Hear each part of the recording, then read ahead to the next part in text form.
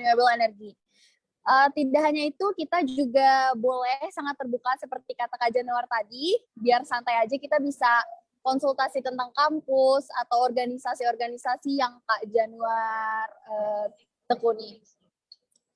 Sebelumnya boleh saya izin bacakan dulu untuk CV-nya Kak Januar.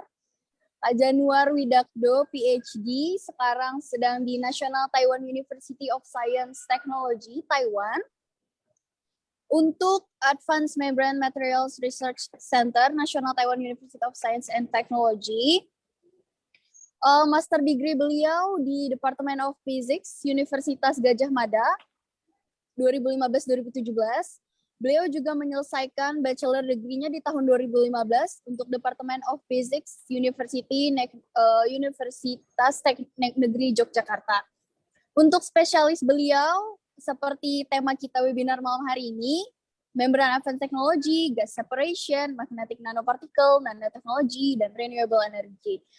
Untuk organisasinya juga cukup banyak, beliau tidak hanya aktif bagian akademis, beliau juga sangat aktif ya di organisasi, menjadi bendahara atau treasurer di Ikatan Ilmuwan Indonesia Internasional 2022 sampai 2024, juga menjadi manajemen of the Directorate of Movement and Community Service, Overseas Indonesian Student Associate Alliance 2021 sampai 2022, menjadi manajemen of the Directorate of Education di Overseas Indonesian Student Association Alliance juga di 2020-2021, menjadi koordinator Universitas Terbuka di Taiwan 2018 sampai 2020, dan pernah menjadi academic assistant di The 48 International Physics Olympiad 2017. Wah, luar biasa sekali ya, sangat luar biasa aktif ini. Gimana balance waktunya? Mungkin nanti bisa ditanya di Q&A gimana balance antara PhD-nya dan juga organization-nya. Achievement-nya juga wah luar biasa, sangat banyak. Yang terbaru ini di tahun 2021, achievement-nya Ministry of Science and Technology Taiwan, MOST, Funded Research Project, untuk Postdoctoral Research Fellow-nya. Pernah mendapatkan Honorable Mention Award juga, Oral Presentation Competition di The 67 Annual Meeting of Taiwan Institute of Chemical Engineers di tahun 2020. Wah, ini kalau bacakan publication-nya udah nggak habis-habis, ini banyak banget, ada puluhan publications dari Kak Januar Widakdo. Yang terbaru itu tentang bio-inspired ionic liquid graphene, graphene-based membranes with electrical tunable channels for gas separations. Mohon maaf ya Kak kalau ada salah pelafalan. Bahasa teman-teman publication-nya, nanti mungkin kalau ada yang penasaran bisa juga bertanya bagaimana cara publish jurnal internasional, mungkin kalau teman-teman ini, karena saya lihat tembus Q1 juga ya, jurnal-jurnalnya luar biasa sekali Kak Januar, sangat menginspirasi. Oke, segitu dulu mungkin yang bisa saya bacakan. Bisa kita langsung ke sesi pemaparan materi dari Kak Januar. Jadi untuk mekanismenya kita dari 19.30 sejam pertama akan mendengarkan pemaparan dari Kak Januar, kemudian dilanjutkan sejam kemudian sesi Q&A-nya ya Kak Januar, gimana? Oke, 30 menit ya presentasi dan 30 menit Q&A. Kita banyakin Q&A aja sih sebenarnya. Oke, kalau boleh. Tapi tergantung waktunya. Nanti teman-teman kalau nggak ada waktunya di sini bisa tanya saya di luar kesempatan ini. Oke, saya share. Bisa saya dijadikan host dulu nggak buat share screen PPT saya? Oke. Saya belum bisa share screen. Oke, sebentar Pak.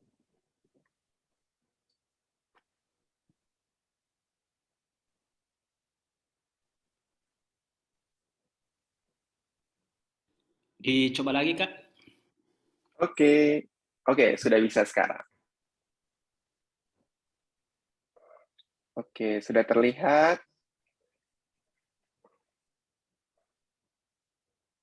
Oke. Saya buka dulu ya. Assalamualaikum warahmatullahi wabarakatuh. Sada, waktu saya ambil alih ya. Silahkan Kak, silahkan. Oke, Assalamualaikum warahmatullahi wabarakatuh. Selamat malam semuanya. Salam sejahtera untuk kalian semua, untuk kita semua di sini. malam minggu nih ya, malam banget, udah 7.30 lebih, teman-teman semua mau menyempatkan diri di acara webinar ke hari ini. Saya sangat apresiasi para peserta webinar pada hari ini karena udah malam minggu, terus masih nyempetin waktu buat cari ilmu, itu luar biasa sekali sih. Semoga ilmu yang bisa didapat pada hari ini bisa diterapkan ke depannya atau bisa bermanfaat bagi teman-teman semuanya yang mendengarkan atau yang bertanya pada malam hari ini. Terus jangan sungkan untuk bertanya dengan saya. Kalau nanti nggak ada waktunya di sini, kita bisa tanya-tanya di WhatsApp atau di Instagram gitu. Oke, tak kenal maka tak sayang ya. Perkenalkan lagi, nama saya Januar Widakdo, dan teman-teman semua bisa panggil saya Januar.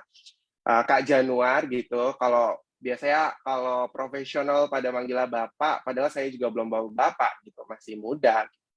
Kalau saya sendiri sih, asumnya saya masih muda sih gitu. Panggil saya Januar atau Kak Januar.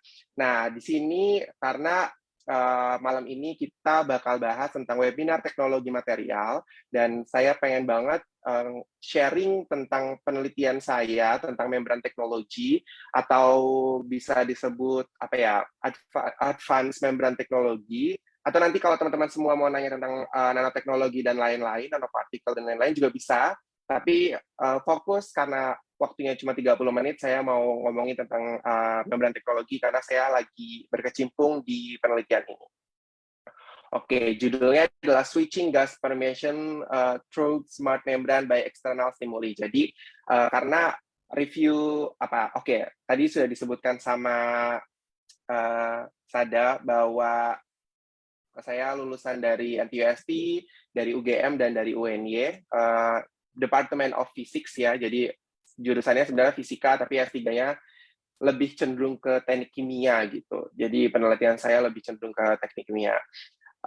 Sedikit saya mau sharing kebahagiaan karena baru minggu kemarin saya dinobatkan sebagai award outstanding PhD thesis in Carbon Material Science and Technology by Carbon Journal. Jadi saya dapat special mention outstanding PhD thesis. Jadi yang S3 semoga atau S2 semoga dapat award juga dari jurnal-jurnal gitu, biar bisa dimention oleh dunia gitu kalau kita capable dan orang Indonesia juga nggak kalah loh sama orang luar gitu. Dan di sini juga baru banget minggu lalu paper saya accepted di Journal of Material Chemistry A, impact factor-nya 14,51, itu Q1, dan ngomongin tentang smart membrane yang akan saya presentasikan malam ini. Tuh. Nah, for introductions, kenapa sih saya pengen banget meneliti tentang membran gitu. Membran teknologi itu apa sih gitu. Nanti saya bicarakan setelah ini. Jadi bermula dari kasus-kasus dari global risks sekarang ini, environmental isu itu sangat digandrungi oleh banyak orang untuk diteliti gitu. Jadi banyak banget nih peneliti mau mencoba untuk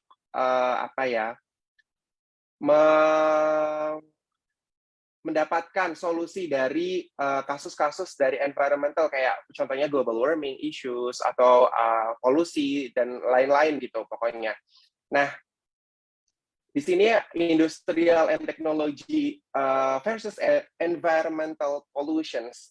Kita udah tahu ya kalau industri itu pasti mempunyai limbah, dan limbahnya juga dapat berdampak sebagai salah satu penyebab kerusakan lingkungan gitu.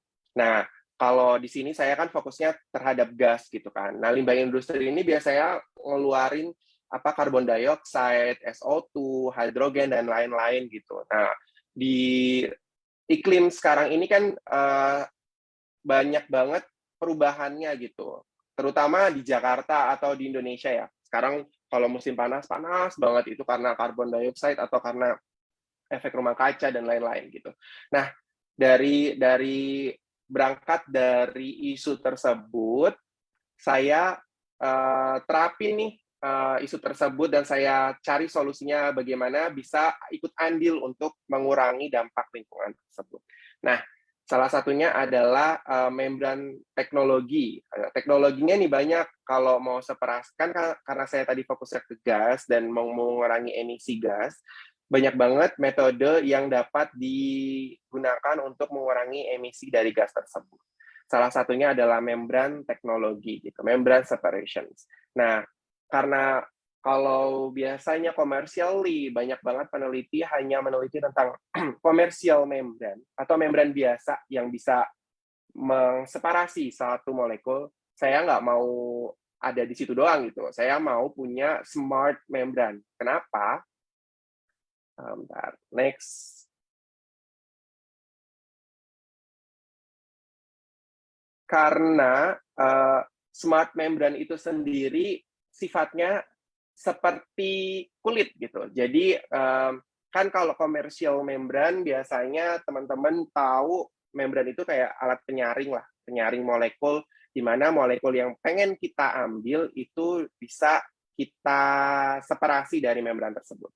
Nah, kalau peneliti di luar sana banyaknya menggunakan komersial membran atau beli aja gitu di industri gitu, yang membran terus kita saring gitu, kayak kalau for example kayak air kotor dikasih membran terus dapat air bersih bisa diminum gitu. Kalau fokusnya ke air, ke water. Tapi kalau di sini saya fokusnya ke gas, jadi ada membran, saya separasi, saya serap, dapat karbon dioksida nanti oleh peneliti lain bisa di renewable atau dijadikan energi terbarukan. Gitu.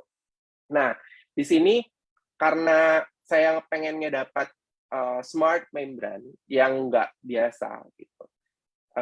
Di mana smart membran tersebut terinspirasi dari biologi skin gitu, yang bisa dapat dirangsang oleh external stimuli gitu.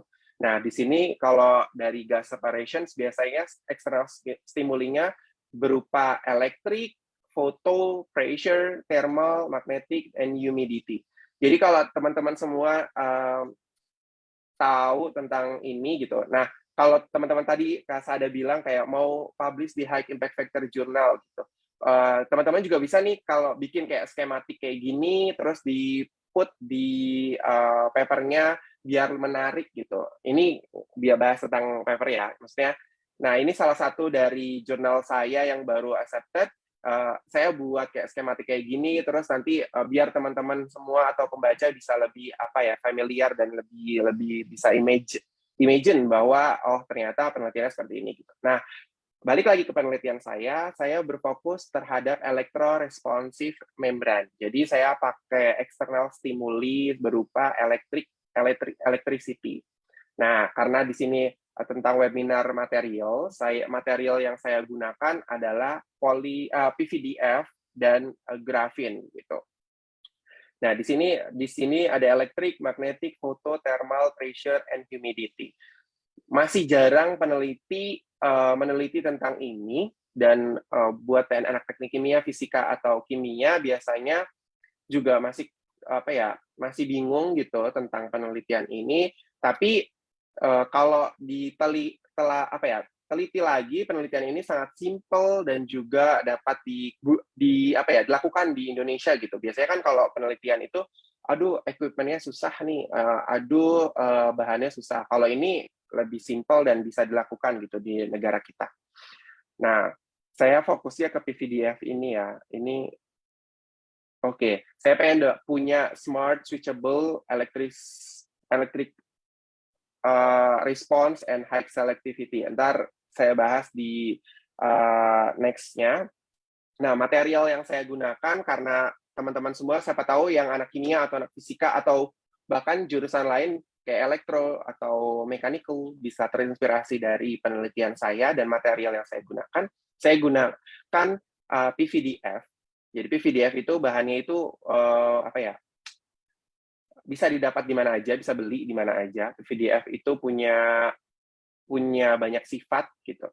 Nah, seperti bisa dijadikan nanogenerator, kapasitor, humidity sensor, pressure sensor, force sensor, tensile sensor, flow sensor. Nah, di sini saya gunakan PVDF. Kenapa? Karena sifatnya yang unik dan bisa dirangsang oleh eksternal stimuli tersebut gitu kan, tujuan saya tadi itu. gimana sih bisa meningkatkan, saya cari tahu nih gimana sih bisa meningkatkan si PVDF ini, kegunaannya gimana gitu, pakai material apa yang saya akan kombinasikan dengan membran saya gunakan grafin. Kita tahu grafin tersebut mempunyai banyak sekali advantage atau potensial gitu ya. Oke, ini ada yang komen, PPT-nya bisa nggak di-share nanti? Saya akan share dan Sada akan sebarkan ke semuanya gitu. Jadi gampang. Habis penelitian, habis presentasi ya, habis tanya jawab akan saya share dan siapa tahu buat teman-teman semuanya dapat terinspirasi kalau buat PPT di kedepannya atau nanti bisa buat skematik diagram untuk penelitiannya gitu. Oke, lanjut lagi. Nah, saya pakai grafin di material saya karena grafin tersebut kan bersifat konduktif, di mana saya milihnya tadi kan electricity berarti harus punya konduktif yang bagus gitu kan. Simpelnya gitu. Berarti kan cari bahan yang punya conductivity yang bagus. Nah, grafin ini kan simple, di mana grafin sekarang juga lagi famous nih kalau di dunia karbon dan di carbon material and technology gitu. Maka dari itu kenapa saya dapat award PhD outstanding karena material saya lagi new banget dan lagi hype banget buat isu lingkungan gitu. Nah, saya juga kombinasikan dengan ionic liquid. Kalau teman-teman sendiri belum tahu ionic liquid itu apa, ionic liquid itu liquid yang mempunyai sifat cation and anion. Jadi dia campuran dari cation and anion, dan dia bersifat konduktif yang bagus juga, mempunyai konduktif yang bagus, low volatility, terus high solubility terhadap gas. Nah, tujuan utama kan tadi gas. Jadi cari bahan yang bisa mempunyai high solubility terhadap gas.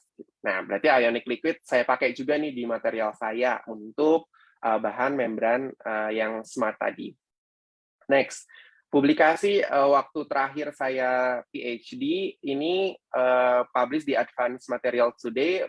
Nah, sifatnya itu tentang gas separations juga, mekanisme menggunakan electric switchable smart ionic liquid molecular sieving membrane.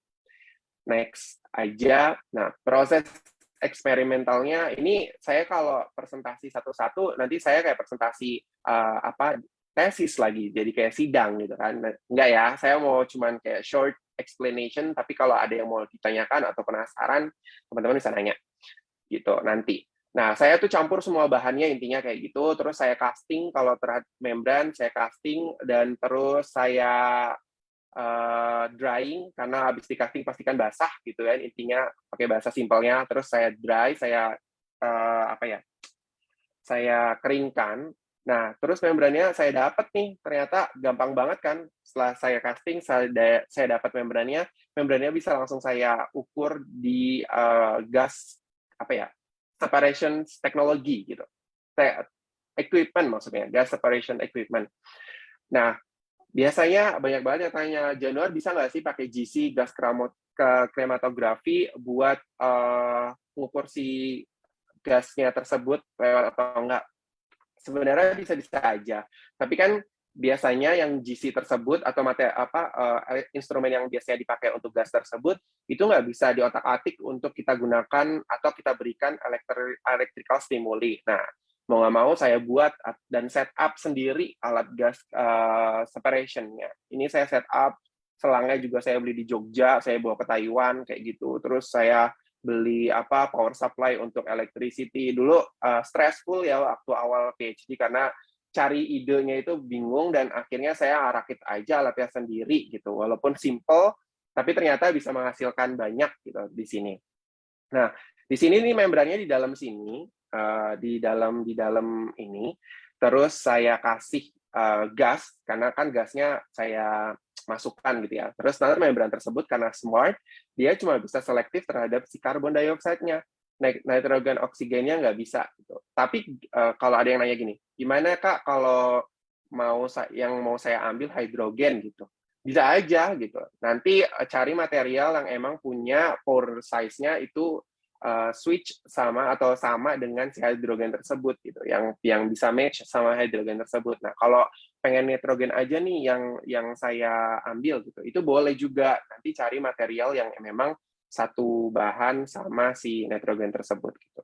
Yang maksudnya match sama nitrogen tersebut. Nah, kalau di sini kan karena carbon dioxide ya, yang saya tuju carbon dioxide emissions, jadi saya cari material yang emang match sama si carbon dioxide tersebut. Nah, bentukannya seperti ini nih, karena di sini ngomongin tentang materialsnya, jadi saya tunjukin membrannya itu bentuknya kayak gini, surface-nya, terus cross section-nya kayak gini. Kalau punya saya itu grafinnya itu bisa jadi lembaran-lembaran gitu loh. Jadi di sini yang ikut andil dalam separasi dari carbon dioxide itu sendiri, si grafinnya itu sendiri dan PVDF-nya. Jadi dan ionic liquid-nya. Jadi mereka walaupun mix, tapi si grafin itu punya stacking layer gitu, punya lapisan-lapisan di dalam membran tersebut. Tuh. Ini data, ntar kalau saya ngomongin data, disangka sidang gitu. Jadi nggak usah ya. Ini, nah, ionic liquid. PVDF, grafin, ionic liquid. Kalau PVDF tadi itu sendiri kan punya sifat yang baik, di mana tadi saya lupa bilang, kalau PVDF itu punya alfa, beta, dan gamma. Ketika beta phase-nya itu tinggi, nah kan jadi punya banyak fase nih. Kalau anak-anak elektro, anak-anak fisika, atau anak teknik kimia yang mau punya electricity yang baik atau conductivity yang baik, biasanya meningkatkan si beta phase dari PVDF itu sendiri. Gitu. Jadi caranya gimana? Nah, saya campur dengan ionic liquid dan grafin, ternyata beta phase-nya itu meningkat dibandingkan alpha phase-nya. Jadi alpha phase-nya bakal turun dan beta phase-nya itu naik. Kenapa sih, Kak, pengen banget punya beta phase yang tinggi di PVDF-nya? Karena tadi balik sendiri, kalau beta phase-nya itu tinggi, berarti punya konduktivitas yang baik dan punya bisa bisa selektif atau bisa punya rangsangan terhadap electricity yang baik. Nah, beta phase-nya baik. Terus kekuatannya gimana sih, Kak? Si membrannya gampang robek atau enggak? Kalau kita robek banget gitu ya robek gitu. Tapi kan kalau dalam industri kan biasanya cuma ditaruh di instrumen atau di alat dan nggak bakal dirusak-rusak gitu kan. Nah, ini saya uji di tensile strength-nya. Ternyata ketika saya campurkan ionic liquid dan grafin tersebut, membran tersebut punya kekuatan yang baik. Apalagi kalau PVDF aja gitu. Kalau PVDF aja lebih fleksibel, dia bisa ditarik kayak gitu. Jadi kayak plastik gitu kalau bisa dibayangin kalau teman-teman semua. Nah, sifat membran tersebut gimana, Kak? Yang tadi kan konduktif kayak gitu. Nah, saya uji konduktivity-nya. Ternyata membran tersebut itu sendiri punya sifat konduktivitas yang baik dan membrannya si LED-nya ketika saya kasih LED di atas si membran ternyata bisa nyala lampunya. Loh, berarti bisa jadi energi yang baik kan? Oke, nanti saya tunjukin juga ternyata membran ini nggak cuma buat gas ya. Di penelitian saya yang lainnya, saya buat jadi power generator, atau saya buat juga sebagai methanol absorptions dan ya methanol separations gitu. Nanti saya tunjukkan di terakhir. Nah, nunjukin tentang performance-nya terhadap carbon dioxide, ternyata membran ini punya sifat yang baik untuk carbon dioxide atau punya selectivity yang baik terhadap carbon dioxide. Jadi ternyata kalau dibandingkan nitrogen atau oksigen, si carbon dioxide-nya simpelnya bisa lewat dibandingkan yang lain gitu. Dan dia selektif terhadap carbon dioxide-nya doang gitu. Nah, kalau simpelnya apa sih ini permeability dan selectivity? Kalau di membran teknologi atau di teknologi separasi, permeability itu adalah kalau bahasa simpelnya material yang bisa lewat, seberapa cepat material bisa lewat terhadap membran atau material separasi itu gitu. Kalau selectivity-nya apa sih gitu? Selectivity-nya adalah seberapa banyak material yang dapat bisa lewat gitu. Dari seberapa selektif si material tersebut gitu. Nah, ini nggak usah dibahas. Terus apa sih kok kalau udah penelitian aja terus emang bisa proving ini data udah benar atau belum? Nah, kalau mau dapat data yang baik biasanya nggak cuma dari satu aspek gitu. Kalau mau punya publikasi yang bagus biasanya ada dari dua atau tiga aspek. Saya komparasi dengan density functional theory ini adalah teori di mana kita simulasi. Jadi simulasi dulu si membrannya itu bisa separasi si karbon dioksida atau enggak gitu.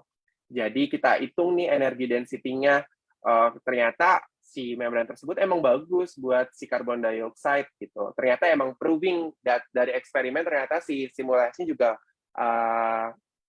mendukung gitu bahwa si membran tersebut memang selektif terhadap karbon dioksida, apalagi diberikan dengan electrical stimuli gitu nih. Kalau belajar dikit-dikit ya, kalau energi absorption-nya itu negatif, berarti dia lebih absorb si material tersebut dibandingkan kalau energi absorption-nya itu positif gitu. Kalau positif dia itu nanti saya bahas di sini.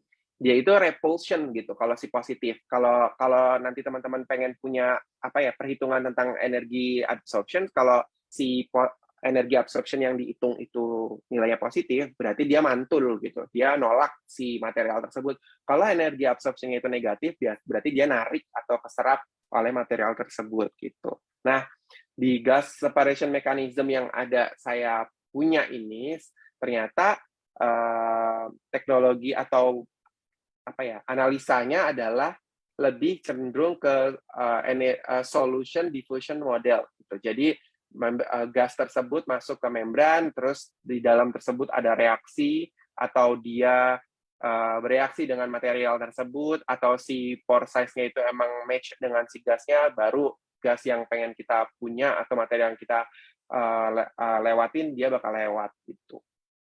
Nah, ini tadi sudah saya jelaskan. Terus saya compare dengan data yang lainnya, ternyata punya saya lebih oke di performance-nya dibandingkan penelitian-penelitian yang lain. Nah, kalau nanti teman-teman semua juga mau meneliti tentang nggak cuma gas atau apapun itu, biasanya key satu jurnal itu lebih prefer ke tabel comparisons gitu loh. Kayak penelitian kita tuh berarti lebih baik loh dibanding penelitian lain, dengan catatan bahwa kita bisa menjelaskan bahwa penelitian kita itu emang lebih bagus gitu. Jadi jangan lupa ada tabel comparison-nya gitu. Kalau pengen dapat dapat value-nya dari penelitian kita. Nah, kalau di penelitian saya, tabel comparison-nya berarti ternyata si carbon dioxide itu di penelitian saya bagus, permeability-nya bagus, selectivity-nya oke, dan di compare dengan penelitian lain itu lebih tinggi gitu. Oke. Nah, dari summary-nya saya dapatkan bahwa saya bisa mendapatkan si beta phase di PVDF itu tinggi karena saya pengen atau ingin mendapatkan conductivity yang baik dalam material tersebut. Saya juga bisa aplikasikan menggunakan electricity, terus gas separation-nya juga oke ternyata terhadap membran tersebut. Nah, tadi janji saya kan pengen ngejelasin tentang yang lain gitu ya, kayak renewable energy atau energi-energi lain. Karena di sini kan webinarnya tentang material teknologi gitu, teknologi material. Dan saya fokusnya ke PVDF graphene. Ternyata PVDF graphene itu sendiri nggak cuma buat gas separation slow gitu. Ternyata di sini bisa buat methanol absorptions atau separations, power generation. Nah, di sini saya baru saja submit penelitian ini ke R&D Award karena penelitian ini baru saya terapkan, baru saya aplikasikan ke ke laut, bahwa ketika saya punya membran, saya taruh di permukaan laut, ternyata membran saya bisa menjadi power generator karena saya punya si piezoelectric si PVDF itu sendiri, dan ternyata si membran saya juga bisa menjadi salt rejection gitu. Saya juga bisa ngambil air yang bersih dari membran saya juga bisa ngambil energi tersebut.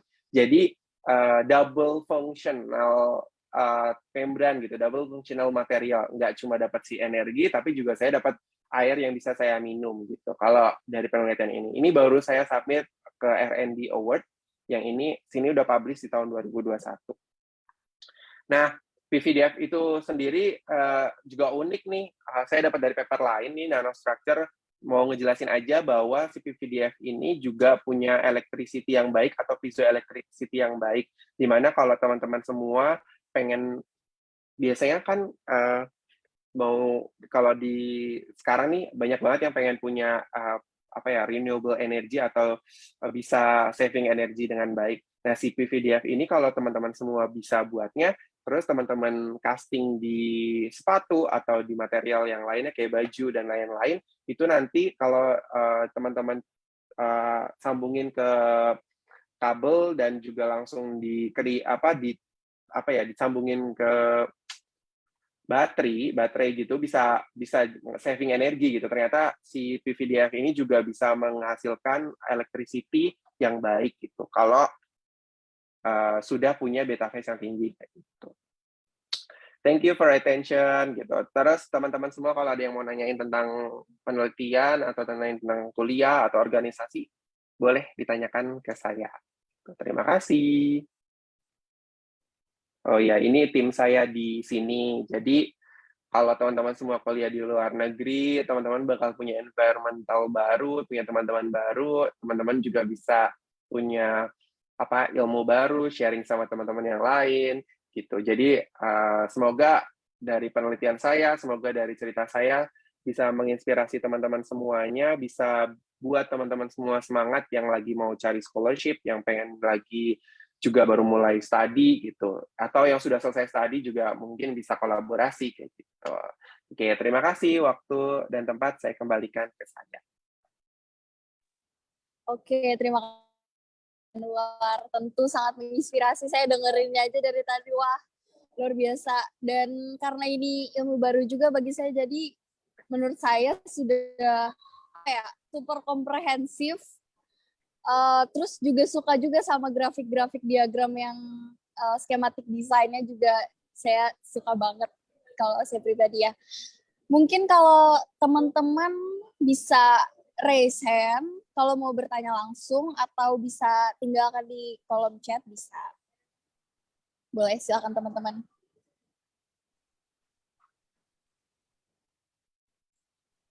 Oke, sudah ada yang raise hand dari Kak Ahmad Jauhari Fadilah Kusuma. Baik Kak, silakan pertanyaannya. Baik, sebelumnya terima kasih. Ini bagi saya materi tentang smart membran ini sangat baru ya. Jadi yang ingin saya tanyakan itu terkait yang pertama tentang tadi disebutkan bahwa di Indonesia pun sebenarnya untuk melakukan penelitian smart membran itu bisa. Nah, yang jadi pertanyaan saya itu, ketika ini smart membran itu kita sintesis tersendiri dengan grafin oxide-nya dan kita tempelkan senyawa di atas grafin oxide-nya. Nah, itu untuk setelah kita sintesis itu untuk karakterisasinya apa saja yang diperlukan untuk mengetahui bahwa senyawa grafinnya udah sesuai ukurannya dan senyawa kita sudah menempel. Itu apa saja instrumen untuk mengkarakterisasinya. Dan yang kedua itu ini mungkin agak sedikit teknis. Tadi kan diperlihatkan di slide-nya itu dengan instruksi flowchart dari reaksi dan penelitiannya itu sangat bagus ya Kak. Kira-kira untuk para researcher itu biasanya menggunakan membuat flowchart dari research yang mereka lakukan. Seperti itu Kak.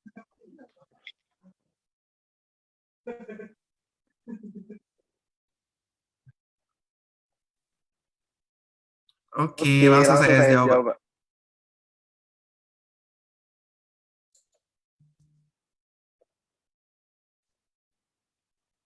Kedengaran nggak suaranya? Dengar Kak.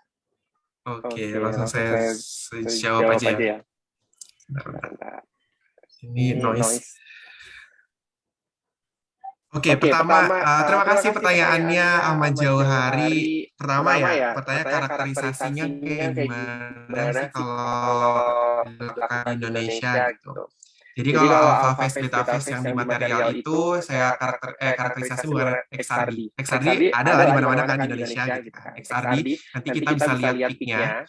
Jadi nanti ada peak alpha dan peak beta. Nanti kalkulasi si presentasi dari beta phase-nya. Nah, kalau beta phase-nya itu tinggi, berarti si material tersebut punya sifat konduktivitas yang baik gitu.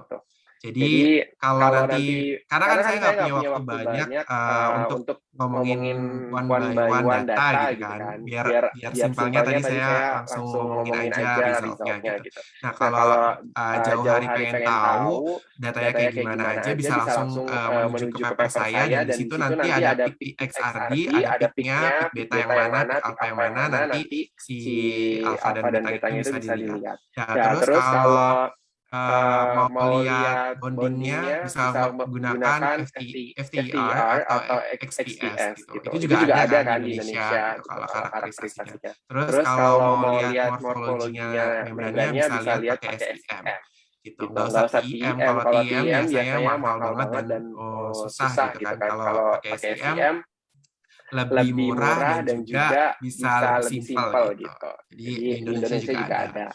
Terus balik lagi ke flowchart-nya buat pakai apa aja sih, Kak? Saya mix banget, jadi banyak banget aplikasi yang saya pakai gitu. Dari apa ya? Photoshop, CorelDRAW, terus CamDraw, terus PPT. Biasanya simpelnya pakai PowerPoint aja gitu. Kalau mau simple biasanya pakai PowerPoint, terus nanti bentuk semuanya itu manual gitu. Itu bisa juga. Tapi emang harus butuh kesabaran yang banyak. Pakai CamDraw juga bisa untuk molekul-molekulnya. Pakai Diamond, kalau jauh hari tahu Diamond tuh free kalau nggak salah, bisa download Diamond, itu bisa nanti strukturnya bisa kita download dan bisa dari sieve itu bisa kita ekstrak dan kita ambil strukturnya buat dimasukkan ke dalam si material-material kita gitu. Nanti mix-nya pakai PPT aja. Itu sih jauh hari.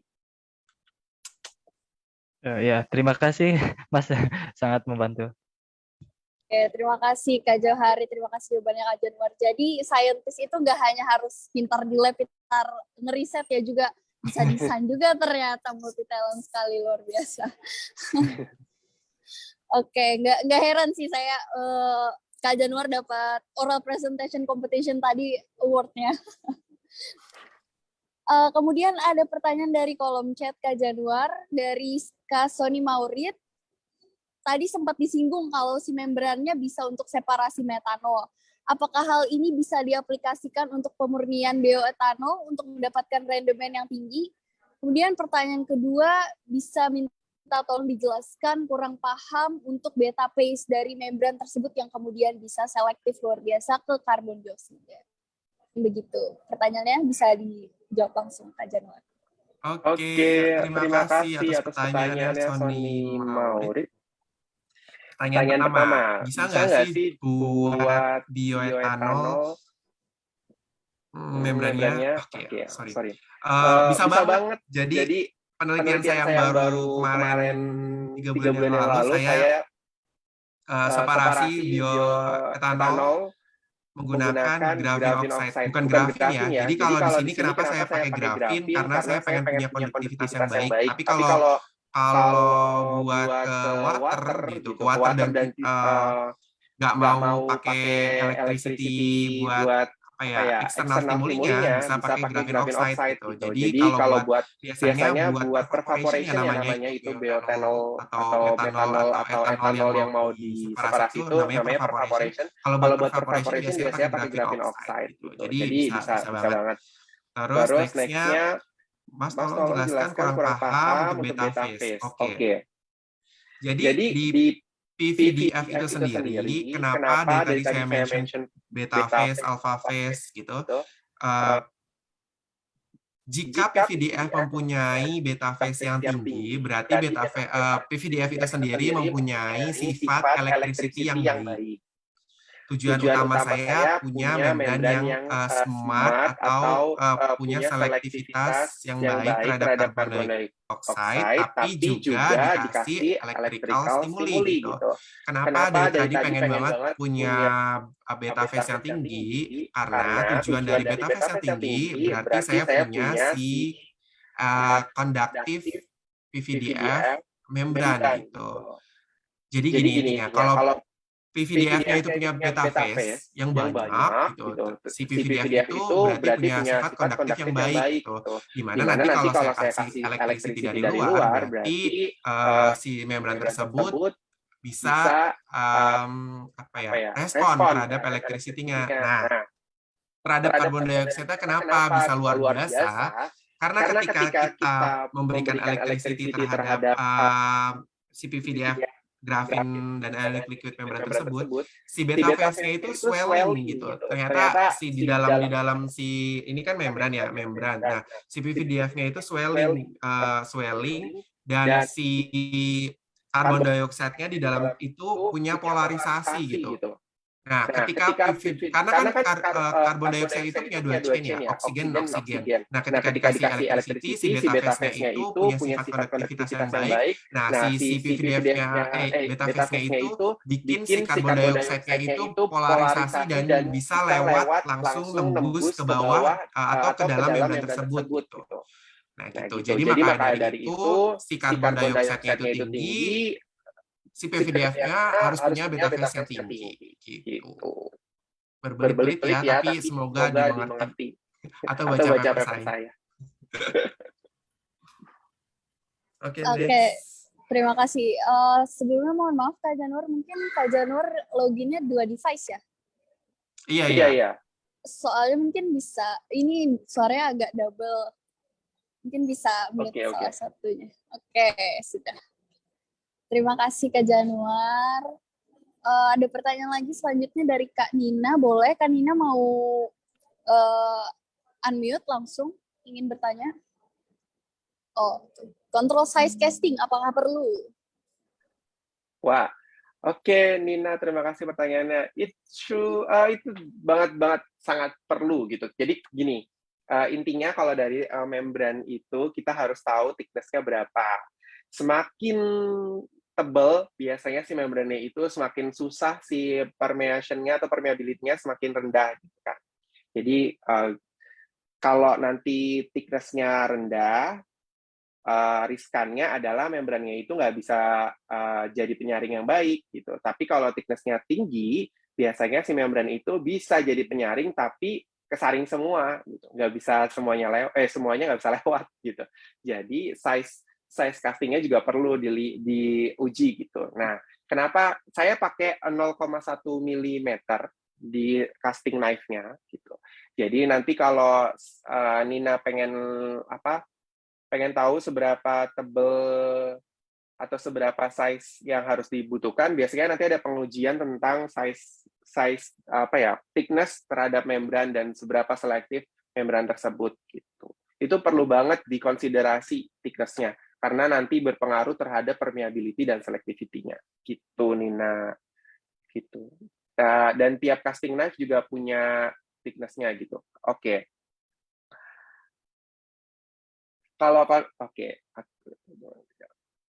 Oke, aku baca ya nih. Kak, maaf, cara kontrol thickness-nya gimana? Apa dengan konsentrasi atau dari apa ya? Aku biasanya cuma pakai casting di atas kaca, susah aturnya. Nih, jadi Nina, kalau saya sendiri ada casting knife yang punya ketebalan sendiri-sendiri gitu. Jadi kalau casting sendiri terus kita giniin sendiri pakai bahan biasa, biasanya nggak kekontrol ya. Si size-nya itu biasanya beda-beda gitu. Kalau di lab saya ada casting knife yang punya size sendiri-sendiri gitu. Jadi 0,1, 0,2, 0,3 gitu. Jadi saya bisa kontrol casting size dari membrannya itu gitu. Cuma kalau nanti Nina nggak ada casting knife yang bisa ngontrol size-nya itu, bisa di casting biasa, tapi pressure yang di casting Nina itu, pressure terhadap membrannya itu juga harus sama gitu setiap mau casting gitu. Terus nanya lagi nih kan, konsentrasinya gimana Kak? Biasanya konsentrasi juga mempengaruhi kalau nggak ada casting knife yang punya ukuran gitu. Jadi kalau semakin viscosity-nya tinggi, biasanya ntar size-nya itu bisa lebih dense gitu. Kalau viscosity-nya dari larutan tersebut rendah, biasanya cair itu jadi terus ketika di casting pakai castingan biasa yang tanpa ada nilainya itu, tanpa ada size-nya itu biasanya nanti lebih flat gitu, lebih kecil gitu. Gitu Nina. Kalau di lab-nya Nina pakai casting knife yang kayak gimana? Yang ada size-nya atau enggak? Gitu. Kalau mau ditanya bisa di kolom chat lagi. Tidak ada size-nya Kak. Oke, bisa kontrol pakai pressure-nya berarti. Jadi harus viscosity-nya harus sama. Kalau saran saya sih kalau mau punya thickness-nya itu terendah, viscosity-nya dari larutan itu jangan terlalu tinggi gitu. Terus kalau mau casting, kalau mau punya size-nya rendah ya agak ditekan gitu. Gitu aja sih kalau nggak ada casting knife-nya. Makanya sulit. Oke. Semoga nanti lab-nya bisa di-provide ya tentang casting knife atau bisa main ke lab saya kolaborasi gitu.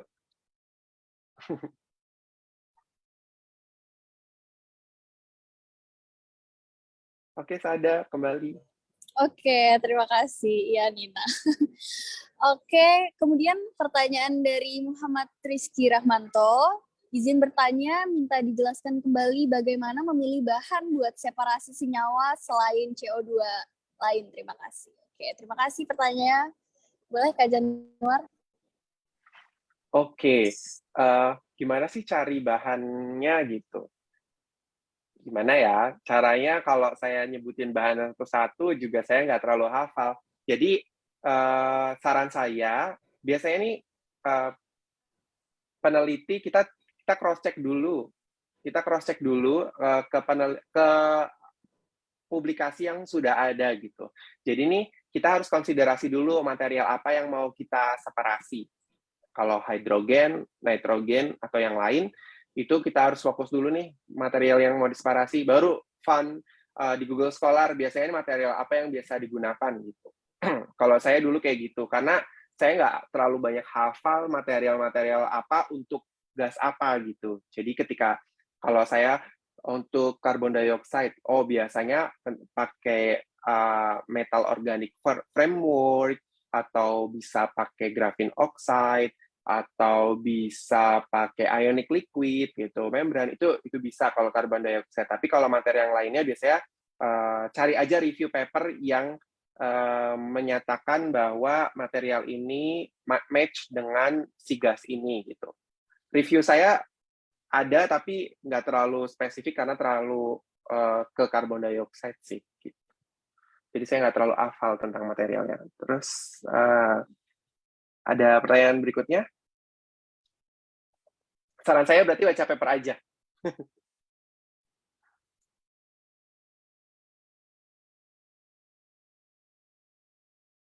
Suaranya nggak ada, Sahda.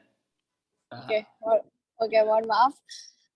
Kak Nina, semoga ada kesempatan lain pengen banyak diskusi katanya. Semoga kita bisa undang Kak Januar lagi mungkin di lain kesempatan ya untuk webinar atau kelas tutorialnya biar bisa diskusi lebih banyak. Kemudian ada pertanyaan selanjutnya dari Kak Siti Unfaresi Misonia. Mau nanya kenapa ionic liquidnya pakai BMIM? Kan ada macam-macam ionic liquid seperti EMIM. Apakah sebelumnya dilakukan optimasi ionic liquid dulu? Terima kasih. Terima kasih pertanyaannya. Boleh Kak Januar, silahkan. Ini penguji saya juga nanya nih lagi itu. Kayak kenapa pakai BMIM gitu untuk ionic liquidnya. Terus saya bilang, karena keterbatasan waktu dan karena PhD saya mau kejar 3 tahun, saya baca banyak paper dan ternyata BMIM emang match dengan carbon dioxide gitu.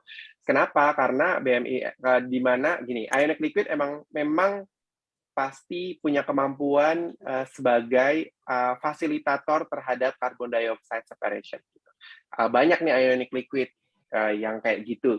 Terus saya lihat ternyata si BMIM ini lebih punya nilai karbon dioksida separasi yang baik dibanding material atau ionic liquid yang lain. Terus kenapa konsiderasinya ada BMIM aja? Karena saya mau komparasi ada BMIM base boron, ada BMIM fluorine kalau nggak salah di paper saya. Nah, saya pengen tahu kalau pakai yang fluorine sama si boron ini yang mana yang kira-kira lebih banyak dan lebih berefek. Ternyata nggak jauh beda gitu hasilnya. Ternyata ionic liquid yang BMIM ini juga bagus dan dua-duanya oke gitu. Jadi karena keterbatasan waktu dan saya banyak baca paper, si BMIM ini bagus gitu. Jadi konsiderasi saya itu sih. Dan ya udah, saya pakai deh gitu. Oke, terima kasih Kak Januar. Pentingnya literasi ya tadi.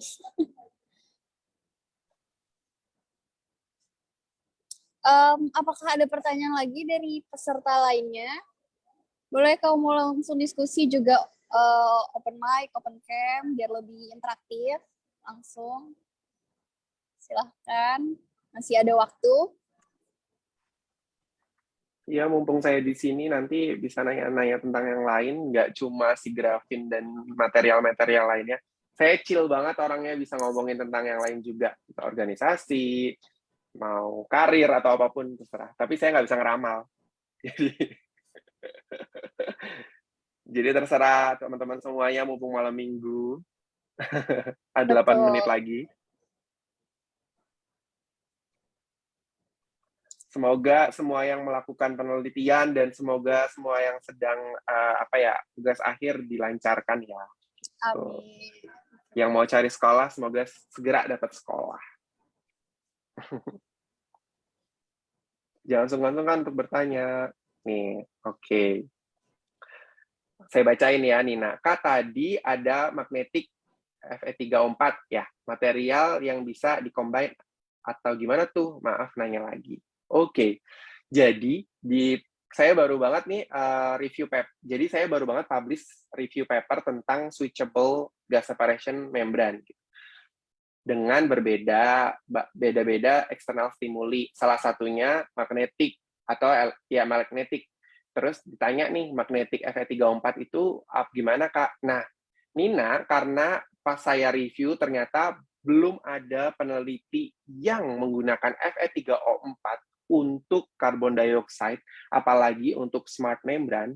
Di review saya itu, saya tulis, material ini dapat direkomendasikan untuk smart membrane yang bisa dikontrol dengan magnetic properties dari luar, external stimuli gitu. Nah, kenapa sih Fe3O4 itu punya potensi yang baik? Gitu? Karena pertama, dia bersifat ferrit. Ferrit itu berarti high magnetic. Nah, terus dari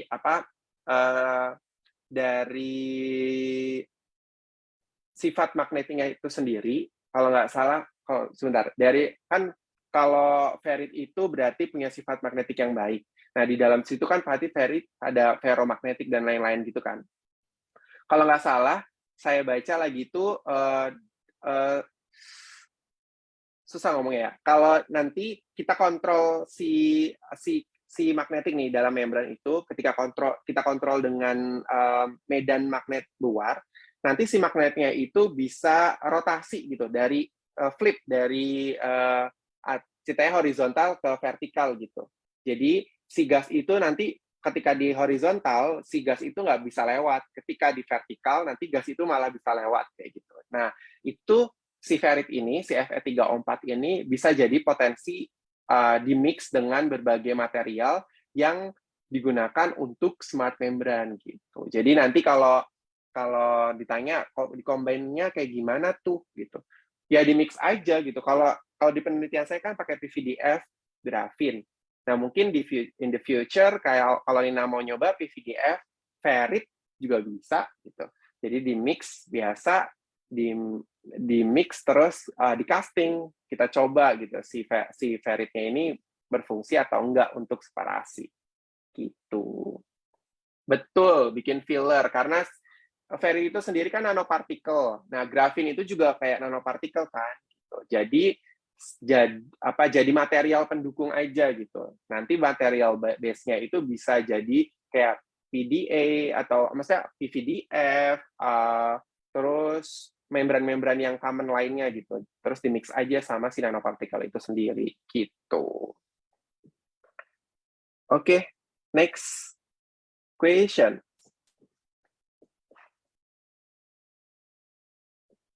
Iya Kak, ada yang nanya nih di luar penelitian terkait beasiswa luar negeri. Apakah ada tips Kak Januar sendiri?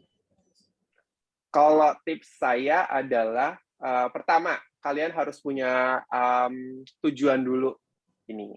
Kalau kalian pengen dapetin beasiswa, kalian harus tahu nih kampus apa yang kalian mau tuju dan jurusan apa yang memang benar-benar kalian pengenin gitu. Karena biasanya jurusan kan kampus yang mau kita tuju punya requirement masing-masing gitu kan. Terus gimana sih tipsnya dapat beasiswa gitu? Dapat beasiswa juga tricky nih. Setiap beasiswa punya requirement-nya masing-masing. Ya, contohnya LPDP. Ketika kamu mau daftar LPDP, berarti kamu harus punya background pengabdian yang baik atau kamu punya leadership yang baik kayak gitu. Jadi nanti kamu tuju dulu nih, oh ya beasiswa yang pengen aku tuju LPDP nih, berarti aku harus punya background kepemimpinan yang baik, aku juga harus punya sosial activity yang bagus gitu, aku juga harus punya kontribusi untuk masyarakat yang oke gitu. Nah, berarti kita udah punya, kalau kamu udah punya value itu, kamu pede nih daftar LPDP dan untuk LPDP-nya ceritanya kayak gitu ya, untuk beasiswanya yang dituju. Nah, kalau buat ke luar negeri, berarti kan requirement-nya pasti bahasa Inggris dan kemampuan bahasa kan, maksudnya. Berarti mau nggak mau, suka nggak suka, itu requirement yang saklek yang kamu gunakan nanti untuk ngomong, untuk nulis gitu ketika kamu kuliah di luar negeri kayak gitu. Nah, untuk beasiswa luar negeri lainnya kalau saran saya nggak cuma ada di Indonesia ya, di luar negeri pun banyak yang menyediakan gitu. Nanti kampus-kampus dari luar negeri pun juga ada beasiswa yang menyediakan itu sendiri gitu. Jadi kalau siapa ini tadi namanya yang nanya, Oke, Reski, kalau Reski pengen punya info, biasanya ya bisa follow nih akunnya yang dari kami, dari sini nih, klik apa kalau nggak salah, tadi apa Mbak Sada? Itu bisa kan, share tentang scholarship atau akun-akun yang lain yang menyediakan tentang pengumuman scholarship gitu, atau pengumuman scholarship yang disediakan oleh kampus-kampus luar gitu. Jadi sarannya jangan cuma nyoba satu, nyoba aja pintu yang ada. Toh nyoba nggak ada ruginya kan gitu. Ketika dapat tinggal milih. Gitu. Motivasi yang pertama sih. Iya, setuju sekali. Banyak sekali loh teman-teman, kalau kita cari itu googling, tinggal berapa detik kita googling itu udah muncul banyak banget beasiswa dalam negeri, luar negeri, dari kampusnya, pemerintahnya, begitu. Kemudian ngomong-ngomong tadi pemilihan kampus jurusan, saya jadi penasaran nih Kak Januar, kenapa milihnya di National Taiwan University? Apa itu consideration-nya gitu Kak? Kalau saya sendiri begitu jujur saja, saya nggak tahu dulunya ada ini kampus ini. Jadi begitu saya lulus, saya dapat tawaran dari UGM untuk langsung lanjut. Ya udah saya ambil karena ketika saya daftar beasiswa lain belum tentu keterima. Ketika saya daftar LPDP nunggunya lama. Konsiderasi saya adalah oke, ternyata penelitiannya oke, profesor advisor yang bakal saya tuju juga oke, penelitiannya ternyata lab-nya juga oke, ya udah kenapa enggak gitu. Ya udah saya ambil gitu, dan beasiswanya juga ternyata menyediakan disediakan oleh UGM itu sendiri gitu ceritanya. Jadi saya nggak terlalu picky terhadap kampus sih sebenarnya kemarin. Saya milihnya kalau ada yang mau biayain saya S3 ya udah alhamdulillah gitu. Kalau enggak ya cari lagi gitu. Ternyata alhamdulillah langsung dapat gitu. Oke. Masih ada pertanyaan nih Kak, Kak? Apakah masih bisa atau dari Kak Januarnya ada kegiatan lain? Oke. nggak apa-apa, tanya aja. Oke, dari Kak Citra, izin bertanya, untuk material teknologi tersebut kan erat kaitannya dengan kimia, ada biologi dan fisika. Nah, apakah ada hubungannya dengan dunia IT, Kak? Oh, oke. Gimana? Ada banget. Jadi yang for example ya, density functional theory itu simulasi loh. Jadi IT banget gitu. Jadi nanti ada software yang buat analisis si density functional theory-nya itu. Jadi anak-anak IT biasanya kerja di balik simulation-nya anak-anak kimia gitu. Jadi nanti kalau anak-anak kimia yang di lab-nya, nanti anak kimianya itu biasanya bayar anak IT untuk simulasinya gitu. Kayak gitu. Atau kalau mau coding-coding tentang bahan kimia dan lain-lain, saya nggak tahu basicnya apa, tapi anak IT juga melakukan itu gitu. Kalau anak IT-nya itu terjun langsung atau berfokus terhadap penelitian yang berbasis tentang kimia, fisika, atau biologi gitu. Oke, Gitu. terima kasih Kak Januar. Semoga menjawab ya, Citra. Kemudian ada lagi dari Kak Maimunah Suryati, mau tanya untuk pemula yang mau mencoba riset, mulai dari mana ya, Kak? Misalnya judul paper atau web yang membantu kita untuk dapat ide riset. Gimana itu, Kak? Oke. Maimunah, pertama nih, kita harus tahu dulu kita mau berkontribusi di penelitian apa. Jadi kayak saya pengen ke environmental, jadi saya tahu nih isunya berarti global warming. Saya cari nih global warming issue tentang apa. Terus yang ternyata di Indonesia yang dibutuhkan ceritanya polusi tentang air gitu. Oke, berarti saya harus cari pemurnian air itu menggunakan apa bahannya gitu. Cari di Google Scholar tuh banyak banget paper-paper yang meneliti tentang pemurnian air ibaratnya gitu. Ya udah klik aja kayak purification water gitu. Using apa gitu, material base eco-friendly atau apa gitu. Banyak. Nah, terus dikonsiderasi kira-kira ini penelitiannya oke atau enggak, bisa dilakukan atau enggak. Karena keterbatasan biasanya di Indonesia itu susah untuk melakukan. Banyak ide gila yang kita punya, tapi kita keterbatasan material dan keterbatasan instrumen gitu. Nah, dibaca dulu papernya, oh ternyata materialnya bisa saya dapat di sini gitu, baru dilakukan gitu. Terus dilihat ternyata ini materialnya sudah banyak yang melakukan atau enggak. Kalau sudah banyak berarti kan common dan berarti novelty-nya sedikit ya. Kalau materialnya itu ada yang melakukan tapi cuma maksudnya sedikit yang melakukan, berarti masih novelty-nya masih tinggi gitu. Nah, berarti nanti Maimunah bisa melakukan itu gitu.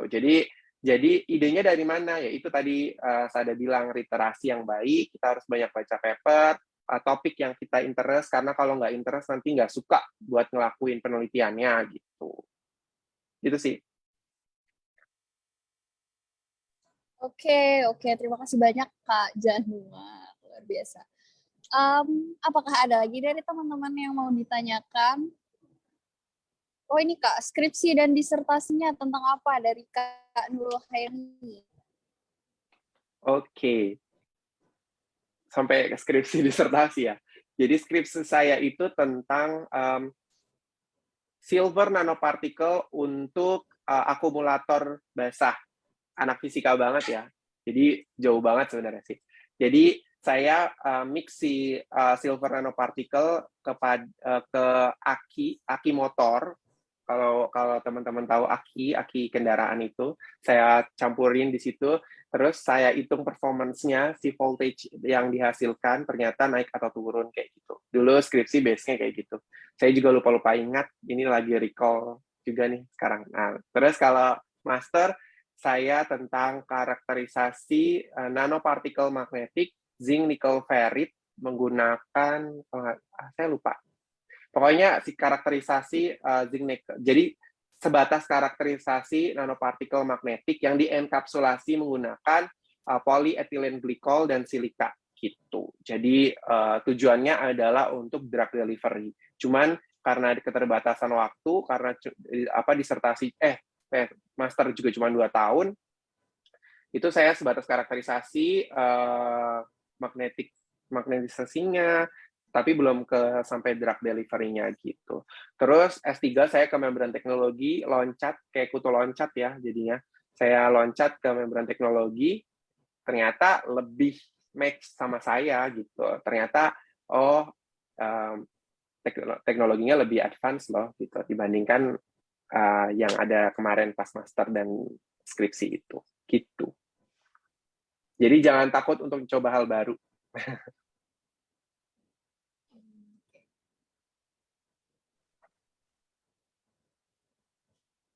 Ada lagi? Tapi Kak Januar artinya saya lihat dari tahunnya nggak ada jeda ya antar bachelor, kemudian master, kemudian PhD gitu lulusnya. Iya, makanya saya nggak mau dipanggil Bapak. Jadi, karena saya baru lulus S1, langsung S2, begitu lulus S2, langsung S3. Gitu. Iya, masih muda sekali ini Kak Januar.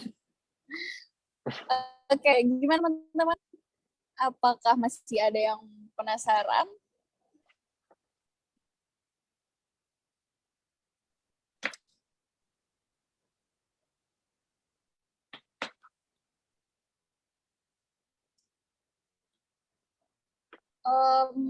Kalau tidak ada, mungkin dari Kak Januarnya apakah ada closing statement atau aparan terserah? Boleh, silakan. Oke, terima kasih. Terima kasih untuk waktunya sudah mengundang saya. It's such an honor for me to be here, to be speaker in front of you. Mudah-mudahan ilmu yang saya sharing atau ilmu yang saya bagi malam hari ini bisa bermanfaat, walaupun itu cuma sedikit juga semoga bisa berimpact ke depannya gitu. Terus kalau teman-teman semuanya pengen tanya tentang scholarship atau motivasi atau apapun, itu bisa chatting saya personal gitu. Semoga saya juga bisa jawab kalau lagi ada waktu senggang. Saya juga suka buka-buka handphone terus. Kalau saya sibuk, mohon maaf kalau reply-nya agak lama kayak gitu ya.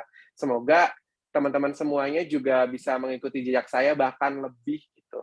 Jadi peneliti kelas dunia atau jadi orang sukses nantinya ke depan gitu. Jangan lupa sama saya gitu aja sih kalau teman-teman jadi orang sukses. Terima kasih. Oke, terima kasih banyak Kak Januar. Sebelum saya tutup, mungkin teman-teman bisa prepare dulu. Kita mau ada sesi foto, jadi mungkin yang teman-teman yang perempuan mungkin bisa prepare dulu, pasang jilbab mungkin. Dan cowoknya bisa langsung aktifkan kamera untuk dokumentasi kita. Boleh, silakan ditunggu. Untuk sembari menunggu, saya pribadi, Sahda, mohon maaf sekali Kak Januar, banyak kesalahan tadi, mungkin pelafalan atau lain sebagainya, ada tutur kata yang salah.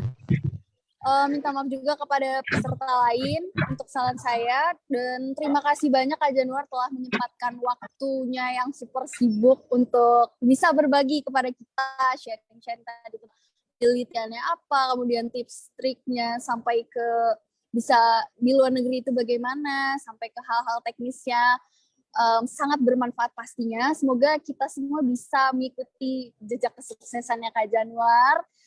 Kalau ada yang ingin melanjutkan sesi diskusinya, bisa langsung kontak kemana Kak Januar? Bisa ke Instagram saya dulu. Terus kalau mau di Instagram, minta nomor handphone juga nggak apa-apa. Gitu. Tapi kalau saya pas respon, saya berarti lagi free ya. Gitu. Kalau enggak, jadi saya lagi di lab. Oke, bisa langsung follow Instagramnya Kak Januar. Mungkin yang ingin diskusi lebih lanjut, lebih detail teknis penelitiannya atau minta apa ya saran-saran mungkin spesifiknya bagaimana. Terima kasih. Semoga yang sedang melakukan penelitian atau lagi sekolah kita semua sukses, lancar semuanya, sehat-sehat. Oke. Ini sepertinya sudah banyak yang on cam. Masih ditunggu teman-teman. Sebentar.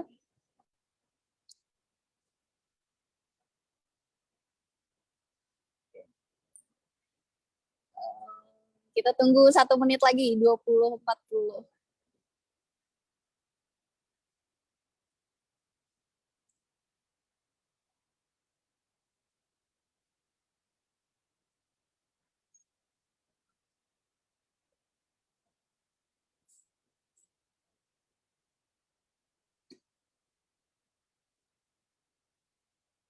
Untuk materinya dan e-sertifikat nanti akan dibagikan langsung ya ke teman-teman ke grup webinar teknologi materialnya. Bisa ditunggu. Oke, sudah 20.40. Udah siap semua, kita tahan ya karena nggak tahu ini slides muka kita di slides berapa, jadi bisa ditahan dulu senyumnya. Oke, siap Kak Restuan untuk screenshotnya? Oke, siap. Oke, bisa Kak Restuan yang hitung mungkin ya? Oke, hitungan dari saya ya. Semua senyum simetris. 1, 2, 3, cheese. Masih ditahan. Ya, 1, 2, 3, cheese. Ya, oke. Ya, pikir semuanya sudah tercover. Ya, makasih banyak Kak Januar dan teman-teman yang lain.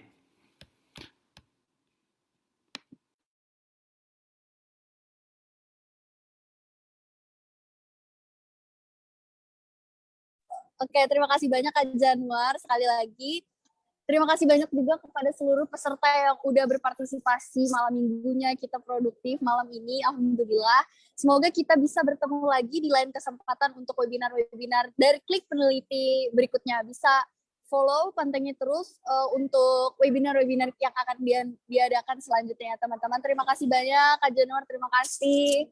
Saya Sahda, pamit undur diri. Selamat malam. Assalamualaikum warahmatullahi wabarakatuh. Waalaikumsalam warahmatullahi wabarakatuh. Dadah Terima kasih semua. semuanya. Terima kasih, terima kasih. Selamat Terima kasih, Mbak. malam. Terima kasih atas ilmunya. Oke.